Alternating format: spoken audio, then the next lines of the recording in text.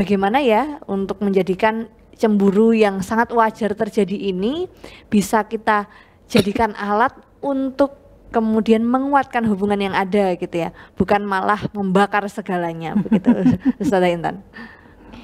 Ya, jadi kita sebagai seorang anggota keluarga, sebagai seorang anggota masyarakat, tentunya ingin gitu ya rumah tangga kita itu tetap harmonis, juga kita tetap punya hubungan yang padu dengan masyarakat di sekitar kita. Itu adalah ini ya, kalau seandainya terjadi itu tadi soal kecemburuan gitu ya, tentunya kalau kita menginginkan itu justru menjadi penyebab kita semakin dekat dengan pasangan, kemudian semakin cinta pasangan kepada kita semakin meningkat, dan itu membuat keluarga kita semakin harmonis, semakin sakinah.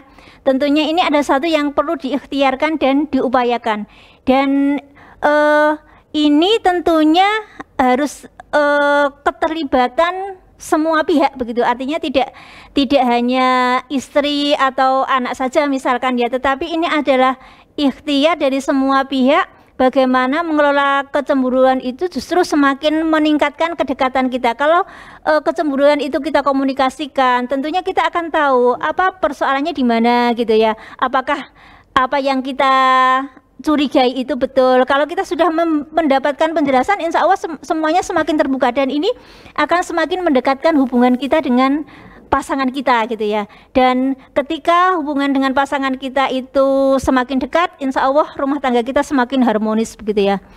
Kemudian yang kedua, jika kita menginginkan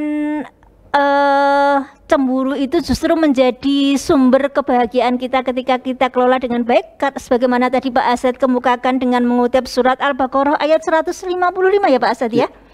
Itu menunjukkan bahwa ini adalah ayat motivasi bagaimana ketika kita meraih kebahagiaan, yaitu tadi kita hilangkan rasa khawatir di dalam diri kita, karena kita kan punya Allah.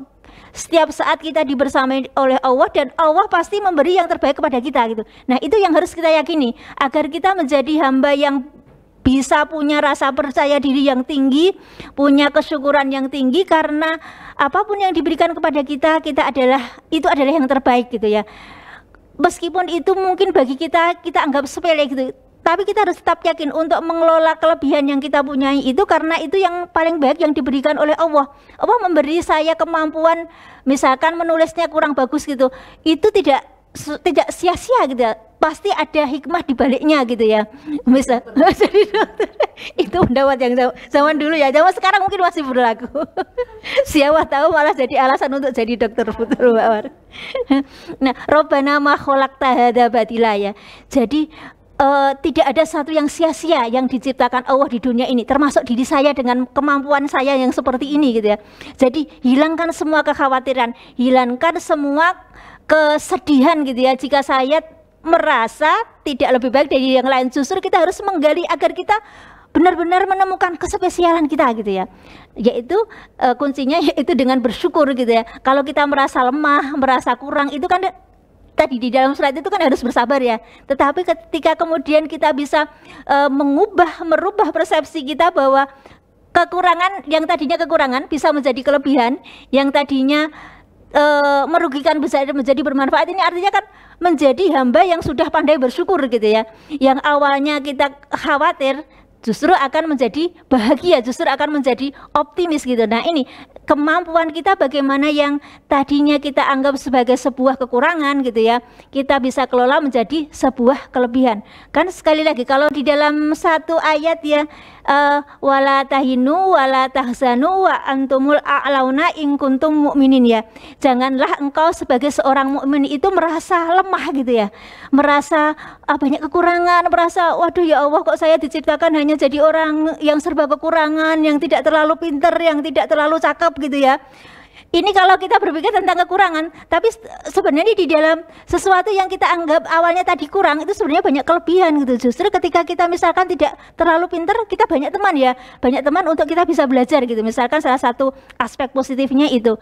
Jadi, dan juga janganlah kita merasa bersedih gitu ya, jangan merasa khawatir gitu ya, karena kita sudah wa antumul a'launa in kuntum mu'minin, karena kita sudah bisa memproklamirkan diri kita sebagai seorang mukmin. Jadi kalau kita sudah memproklamirkan, menyatakan diri kita seorang mukmin, maka kita harus percaya gitu ya, bahwa apapun yang diberikan Allah kepada kita itu adalah yang terbaik. Tidak usah iri kepada orang lain, kecuali iri itu bisa memotivasi kita gitu ya, bisa menginspirasi kita untuk menjadi lebih baik. Tetapi kalau iri, cemburu itu justru malah merusak hati kita, lupakan gitu ya.